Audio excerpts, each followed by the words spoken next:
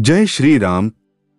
राधे राधे दोस्तों, स्वागत है आपका सीताराम हिंदी कहानियों में, जहां कहानियां होती हैं धर्म, आस्था और चमत्कार की।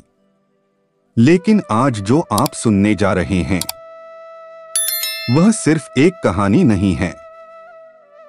यह है हनुमान चालीसा में छिपी हुई उस शक्ति की जीवंत गाथा जिसने एक बार नहीं कई बार मृत प्राणों में भी जीवन फूंका, जिसे तुलसीदास जी ने लिखा नहीं, अनुभव किया था। आज से हजारों वर्ष पूर्व, जब रामायण काल समाप्त हो चुका था, भगवान श्री राम अपने धाम को लौट चुके थे, परंतु एक योद्धा अभी भी धरती पर जीवित था। वो थे बजरंगबली हनुमान।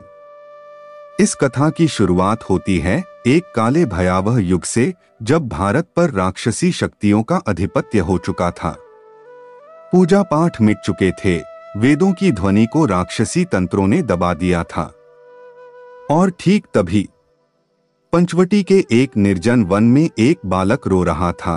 उसे अपने माता पिता की हत्या का कोई गवाह नहीं मिला, लेकिन वह बालक नहीं जानता था उसके रोने की आवाज साक्षात हनुमान के हृदय तक पहुंची है। और इसी के साथ प्रारंभ होती है शक्ति हनुमान चालीसा की अमर कथा। भाग 1, बालक, भय और बजरंग की भक्ति। अध्याय 1, तामसी युग की छाया। 5वीं सदी के अंतिम चरण में भारतवर्ष का एक हिस्सा अंधकार में डूब चुका था। आध्यात्मिक केंद्रों को लूटा जा रहा था, ऋषियों की हत्या हो रही थी और लोग भयभीत हो गए थे। वाराणसी के समीप एक छोटा सा ग्राम था, गंधर्वपुर, जहां आज भी एक गुफा थी, जिसे लोग हनुमत ध्यान गुफा कहते थे। किंवदंती थी कि यहां कभी स्वयं हनुमान ने तपस्या की थी। उसी गांव में जन्मा एक बालक रामदत्त। उसके पिता वेदमूर्ति शिवदत्त एक महान पंडित थे। परंतु एक रात, जब पूरा गांव चंद्रग्रहण के भय में मंदिरों में शरण लिए हुए था, तभी 3 तांत्रिकों ने आकर रामदत्त के माता पिता को बलि में चढ़ा दिया। रामदत्त छुपकर सब देखता रहा। वह मात्र 12 वर्ष का था, किंतु उसका हृदय भय से नहीं, क्रोध और जिज्ञासा से भरा था। अध्याय 2, गुफा की पुकार। अपनों को खो देने के बाद रामदत्त ने एक ही संकल्प लिया, मुझे वह शक्ति चाहिए जिससे मैं बुराई का विनाश कर सकूं। वह कई दिनों तक भूखा प्यासा इधर उधर भटकता रहा। एक दिन थककर वहीं हनुमत ध्यान गुफा में जा पहुंचा, और गुफा में प्रवेश करते ही उसका शरीर कांपने लगा। गुफा के भीतर एक अजीब सी कंपन थी। मंदिर की दीवारों पर राम राम की ध्वनि स्वतः उभर रही थी, और बीचों बीच एक चबूतरे पर एक शिला रखी थी। उस पर लिखा था, बोलो जय हनुमान ज्ञान गुण सागर, और मेरी शक्ति जाग उठेगी। रामदत्त ने कांपते हुए होठों से चालीसा की पहली चौपाई पढ़ी, जय हनुमान ज्ञान गुण सागर। अचानक शिला से एक प्रकाश निकला और गुफा की दीवारें हिल उठीं। उसी क्षण गुफा में एक वानर का विशाल आकृति प्रकट हुई, श्री हनुमान स्वयं। अध्याय 3, बजरंग बली का आशीर्वाद। हनुमान ने कहा, वत्स, तू अकेला नहीं है। तेरी पुकार ने मुझे वर्षों की समाधि से जगाया है। रामदत्त ने कहा, मुझे आपसे शक्ति चाहिए ताकि मैं बुराई से लड़ सकूं। हनुमान बोले, शक्ति बिना भक्ति अधूरी है, और भक्ति बिना ज्ञान के अंधी है। लेकिन यदि तू हनुमान चालीसा को साध ले तो तुझे वह शक्ति मिलेगी जिससे रावण भी कांपे। उन्होंने कहा, हनुमान चालीसा सिर्फ एक स्तोत्र नहीं, यह एक अविनाशी शक्ति सूत्र है। हर चौपाई में एक दिव्य अस्त्र छिपा है, और जब कोई इसे हृदय से पढ़ता है तो हर चौपाई उसके अंदर जागृत हो जाती है। अध्याय 4 चालीसा की पहली चौपाइयों की शक्ति जागरण। हनुमान जी ने रामदत्त को 7 दिन के लिए उसी गुफा में बंद कर दिया। हर दिन उसे चालीसा की एक चौपाई का जाप करना था और हर दिन उसकी एक इंद्रिय जागृत होती गई। एक जय हनुमान ज्ञान गुण सागर। उसके ज्ञान ने सारे वेदों की बातों को आत्मसात कर लिया।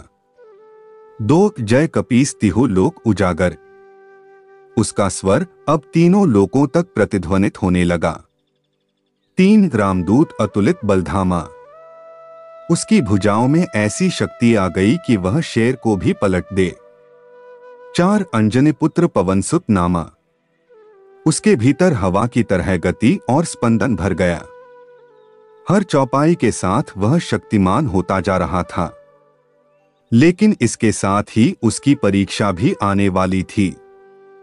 अध्याय 5 पहला द्वार राक्षस शूलक। जैसे ही रामदत्त गुफा से बाहर निकला, एक अंधेरे आकाश में एक काले मेघ से एक राक्षस उतरा। शूलक, जो रक्तपान करने वाला तांत्रिक था। उसने कहा, तू कौन है जो मेरे बलिदान को तोड़ने चला है? रामदत्त ने चालीसा का जाप शुरू किया। महावीर विक्रम बजरंगी। और अचानक उसके शरीर से एक तेजस्वी प्रकाश निकला। हनुमान का गदा स्वरूप उसके हाथों में आ गया। रामदत्त ने शूलक से युद्ध किया 3 रात और 4 दिन तक। अंत में जब उसने कहा, संकट से हनुमान छुड़ावे, मन क्रम वचन ध्यान जो लावे, तो हनुमान का दिव्य रूप प्रकट हुआ और शूलक जलकर भस्म हो गया। अध्याय 6 अब रामदत्त साधक नहीं, दूत बन चुका था। अब वह केवल एक बालक नहीं था, बल्कि हनुमान की शक्ति का दूत था, जो आने वाले समय में भारत के कई हिस्सों में जाकर उस असली शक्ति चालीसा को जागृत करने वाला था। हनुमान जी ने उसे आशीर्वाद दिया, अब तू जाएगा वहां जहां मेरी भक्ति को तंत्रों ने बंदी बना लिया है। हर चौपाई के लिए तुझे एक परीक्षा देनी होगी, और जब सब चौपाइयों की शक्ति तुझ में समा जाएगी, तू मेरा अवतार कहलाएगा। अध्याय 7 राक्षसी किला मायाशमरगढ़। हनुमान जी के आदेश के अनुसार रामदत्त को अगली यात्रा पर जाना था, जहां चालीसा की अगली चौपाइयों की शक्तियां तांत्रिकों द्वारा बंदी बना ली गई थीं। वह पहुंचा उत्तरकाशी के जंगलों में, जहां मायाशमरगढ़ नामक एक किला था। इस किले को एक तांत्रिक रानी संचालित करती थी, माया देवी, जिसने 108 ब्राह्मणों की बलि देकर अमरत्व का वरदान पाया था। कहते हैं उस किले में प्रवेश करते ही आत्माएं चीखती थीं। परंतु रामदत्त अब सामान्य बालक नहीं था। हनुमान चालीसा की शक्ति उसके साथ थी। अध्याय 8 अग्नि परीक्षा चौपाई की रक्षा। जैसे ही रामदत्त ने किले में प्रवेश किया, एक गूंजती हुई आवाज आई, कौन है जो यहां प्रवेश करता है बिना अनुमति? उसने आंखें बंद कर अगली चौपाई का जाप किया। कंचन बरन बिराज सुबेसा। अचानक उसका शरीर तेजस्वी स्वर्णवर्णी प्रकाश से भर गया। उसके वस्त्र भगवा में बदल गए और उसके चारों ओर अग्निवलय बन गया। उसी समय एक भयानक प्रेत प्रकट हुआ, ज्वालासुर, जो माया देवी का रक्षक था। रामदत्त ने हुंकार भरी, मैं हूं रामदत्त, हनुमान का साधक। तेरे जैसे राक्षसों के लिए मेरे पास चालीसा की अग्नि है। उसने चालीसा की अगली चौपाई उच्चारित की, कानन कुंडल कुंचित केसा, और उसके बाल स्वतः उड़ने लगे। उसका स्वरूप हनुमान से मिलता हुआ प्रतीत होने लगा। अध्याय 9 ज्वालासुर से युद्ध। ज्वालासुर ने अग्नि वर्षा शुरू की, किंतु रामदत्त ने चौपाई पढ़ी, हाथ वज्र और ध्वजा बिराजे, और उसके हाथों में वज्र एवं ध्वज प्रकट हो गए। प्रहार हुआ, और पूरा आकाश गूंज उठा। प्रलय की तरह दोनों का युद्ध चल रहा था, जैसे राम रावण का पुनरावृत्ति हो रही हो। रामदत्त ने हर वार के साथ चालीसा की अगली चौपाई पढ़ी। कांधे मूंज जनेऊ साजय और उसे दिव्य रक्षा कवच प्राप्त हुआ। शंकर सुवन केसरी नंदन, उसकी आवाज में शिव शक्ति उतर आई। तेज प्रताप महाजगवंदन, उसके भीतर आकाश की गर्जना समा गई। अंततः उसने अंतिम प्रहार किया। विद्यावान गुणी अति चातुर, ज्वालासुर के शरीर से उसकी आत्मा अलग हुई और वह आत्मा चुपचाप बोली, तुम वही हो जिसकी भविष्यवाणी माया ने की थी। अध्याय 10 माया देवी का षड्यंत्र। रामदत्त अब किले के गर्भगृह में पहुंचा, जहां माया देवी एक विशाल तांत्रिक यंत्र के सामने ध्यानरत थी। उसका शरीर भस्म और रक्त से लिपटा हुआ था। उसके सामने 40 चौपाइयों में से 8 की शक्तियां कैद थीं। माया देवी ने उसकी ओर देखते हुए कहा, तेरे जैसे कई साधक आए, लेकिन कोई मेरी भ्रम मंडली से बाहर नहीं जा सका। रामदत्त ने शांत स्वर में कहा, जिसके साथ हनुमान की चालीसा हो, उसे भ्रम नहीं बांध सकते। उसने अगली चौपाइयों का जाप शुरू किया। राम काज करिबे को आतुर, प्रभु चरित्र सुनिबे को रसिया, राम लखन सीता मन बसिया। हर चौपाई के साथ माया देवी के यंत्र टूटने लगे। जैसे ही रामदत्त ने पढ़ा, सूक्ष्म रूप धरी सी ही दिखावा, तो उसने खुद को बहुत छोटा कर लिया और यंत्र के भीतर घुसकर शक्तियों को मुक्त कर दिया। अध्याय 11 हनुमान का दिव्य स्वरूप। शक्तियां मुक्त होते ही आकाश से दिव्य गदा बरसी। हनुमान जी का आशीर्वाद प्रकट हुआ। उन्होंने कहा, तू अब केवल साधक नहीं, बल्कि तू बन चुका है शक्ति चालीसा वाहक। हनुमान जी ने बताया, माया देवी की आत्मा अभी मरी नहीं है। वह अगले चालीसा द्वार पर तुझसे टकराएगी, लेकिन जब तू विकट रूप की चौपाई तक पहुंचेगा, तब तुझे ब्रह्मास्त्र की शक्ति प्राप्त होगी। अध्याय 12 अगला लक्ष्य भूतग्राम। कहानी यहीं नहीं रुकती। रामदत्त को अब जाना था एक ऐसे गांव में जहां 700 वर्षों से कोई जीवित नहीं था, जहां आत्माएं चीखती थीं, जहां अगली 5 चौपाइयों की शक्ति भूतों के प्रेतलोक में बंद थी। हनुमान जी ने कहा, अब तुझे जाना होगा, जहां तुझे स्वयं मृत्यु को पराजित करना होगा। अध्याय 13 मृतग्राम का रहस्य। रामदत्त अब पहुंचा एक ऐसे स्थान पर जहां जीवन की कोई लहर नहीं थी। इस गांव का नाम था श्मशानपुर, जिसे लोग भूतग्राम भी कहते थे। यहां 700 वर्षों से कोई जीवित प्राणी नहीं बसा। किंवदंती थी कि यहां पर कालवीर नामक एक प्रेतराज का शासन था, जो भूत पिशाच को हनुमान चालीसा की शक्ति से बचाता था। गांव में कदम रखते ही उसे ऐसा महसूस हुआ जैसे वह किसी अन्य लोक में आ गया है। वृक्ष सूख चुके थे, धरती राख हो चुकी थी और हवा में तामसी कंपन गूंज रही थी। अध्याय 14 चालीसा की अग्नि से प्रेत संहार। जैसे ही रामदत्त ने गांव में प्रवेश किया, चारों ओर से भूत पिशाच उसे घेरने लगे। ये वे आत्माएं थीं जो हनुमान चालीसा के पाठ से डरती थीं और तंत्रियों ने उन्हें बांध रखा था। रामदत्त ने तुरंत उच्चारण किया, भूत पिशाच निकट नहीं आवे, महावीर जब नाम सुनावे। इन चौपाइयों के साथ ही चारों ओर अग्निवलय फैल गया। भूत चीखने लगे, जलने लगे।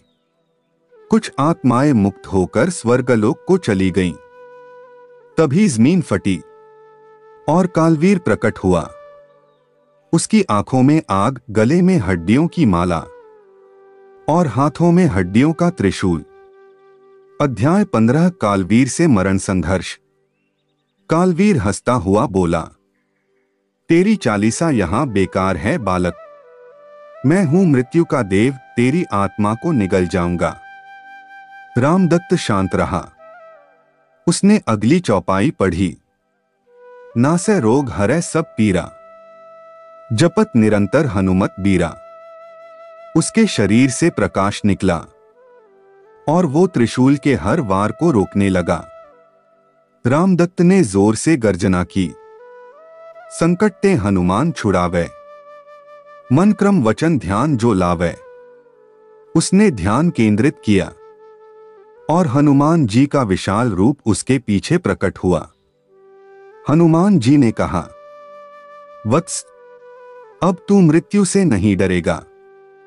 तेरे भीतर काल विजय की शक्ति आएगी।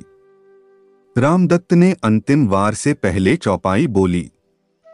सब पर राम तपस्वी राजा, तिनके काज सकल तुम साजा। और उस एक ही प्रहार में कालवीर की आत्मा चिर विश्राम को प्राप्त हो गई। अध्याय 16 काल विजय मंत्र का उद्भव। कालवीर के अंत के साथ ही वो भूमि हरियाली में बदलने लगी। शुष्क वृक्षों में पत्ते लौटने लगे। गांव फिर से जीवित हो गया। हनुमान जी प्रकट हुए और बोले, अब तू मृत्यु का विजेता बन चुका है। शक्ति चालीसा का तीसरा भेद काल विजय अब तुझे प्राप्त हो चुका है। रामदत्त ने विनम्रता से प्रणाम किया। हनुमान बोले, अभी युद्ध समाप्त नहीं हुआ। तुझे अगली यात्रा पर जाना होगा, जहां तुझे अंतर्युद्ध लड़ना होगा, अपने भीतर के मोह, अहंकार और वासना से। अध्याय 17 अंतरलोक की ओर। हनुमान जी ने रामदत्त को एक दिव्य दृष्टि दी। अब वह बाहर से नहीं, अपने भीतर के तामसिक गुणों से लड़ेगा, क्योंकि शक्ति चालीसा की अगली चौपाइयां केवल भीतर की शुद्धता से ही जागृत होती हैं। रामदत्त ध्यानमग्न हुआ और चालीसा की अगली चौपाई पढ़ने लगा। और मनोरथ जो कोई लावे, सोई अमित जीवन फल पावे। इन चौपाइयों से उसे अपने इच्छाओं के बंधन दिखने लगे। उसका अहंकार, उसका बदला, उसका भय, सबके स्वरूप प्रकट हुए। अब उसे इनसे एक एक कर लड़ना था। अध्याय 18 इच्छाओं की परीक्षा। इच्छा स्वरूप एक स्त्री प्रकट हुई, सौंदर्य, विलास और लालसा की रानी। उसने कहा, तेरी साधना सफल है। अब मेरे साथ स्वर्ग में, जीवन के सुखों में तुझे सब मिलेगा। रामदत्त ने चालीसा की चौपाई पढ़ी। चारों जुग प्रताप तुम्हारा, है प्रसिद्ध जगत उजियारा। और तुरंत ही उसकी दृष्टि स्थिर हो गई। उस स्त्री का स्वरूप बदलकर वासना का राक्षसी रूप बन गया और चिल्लाकर भस्म हो गई। अध्याय 19 मोक्षद्वार की ओर। अब रामदत्त शांत, निर्मल और तप्त हो चुका था। उसने अगले मंत्र जपने शुरू किए। साधु संत के तुम रखवारे, असुर निकंदन राम दुलारे। हनुमान जी ने कहा, तू अब केवल साधक नहीं, अब तू बन चुका है चालीसा यंत्र, जिसके भीतर चौपाइयों की शक्ति बसी है। अध्याय 20 अंतिम मार्ग काली तांत्रिक पीठ की ओर। त्रिनेत्रिणी यमसाधिका की आहट अब नजदीक थी। रामदत्त चुपचाप उत्तर दिशा की ओर चल पड़ा, जहां उसे एक वीरान पर्वतीय क्षेत्र में प्रवेश करना था। महाकाल कुंड, जहां कोई भी जीवित साधक कभी लौटकर नहीं आया। जैसे जैसे वह आगे बढ़ा, आकाश काला होता गया। धरती में कंपन होने लगा और चारों ओर एक ही मंत्र गूंजने लगा, काली त्रिनेत्रा नमः। यह था वह स्थान जहां हनुमान चालीसा की अंतिम 10 चौपाइयों की शक्तियां काले यंत्र जाल में जकड़ी गई थीं। अध्याय 21 अग्निपथ का द्वार। पर्वत की चोटी पर एक काले पत्थर का द्वार था। उस द्वार पर लिखा था, जो अंतकाल को जीत ले वही भीतर प्रवेश करे। रामदत्त ने आंखें बंद की और उच्चारण किया, अंतकाल रघुबरपुर जाई, जहां जन्म हरि भक्त कहाई। उसके शरीर से तेज निकलने लगा। द्वार स्वतः खुल गया। भीतर था रक्त से सना एक विशाल यंत्रमंडल और बीच में खड़ी थी त्रिनेत्रिणी यमसाधिका। अध्याय 22 त्रिनेत्रिणी से महासंग्राम। त्रिनेत्रिणी ने गर्जना की, चालीसा को मुक्त करना है तो पहले अपने अंतर्मन की मृत्यु देख। उसने रामदत्त के समक्ष 3 छायाएं खड़ी कर दी। भय, मोह और घृणा, ये वही बंधन थे जिनसे साधक कभी ऊपर नहीं उठता। रामदत्त ने अगली चौपाइयों का जाप किया और देवता चित्त न धरई, हनुमत से सर्व सुख करई। और एक एक कर तीनों छायाएं जलकर भस्म हो गईं। अब त्रिनेत्रिणी ने तांत्रिक अग्नि से हमला किया। रामदत्त ने चालीसा की अंतिम 2 चौपाइयां पढ़ी। संकट कटै मिटै सब पीरा, जो सुमिरै हनुमत बलबीरा। अग्नि उसकी परिक्रमा कर शांत हो गई। अध्याय 23 पूर्ण ब्रह्मज्ञता का प्रकट होना। त्रिनेत्रिणी चिल्लाई, मैं मृत्यु हूं, तुझे समाप्त कर दूंगी। रामदत्त ने जैसे ही अंतिम चौपाइयां पढ़ी, जय जय जय हनुमान गोसाई, कृपा करहु गुरुदेव की नाई, तो आकाश फटा।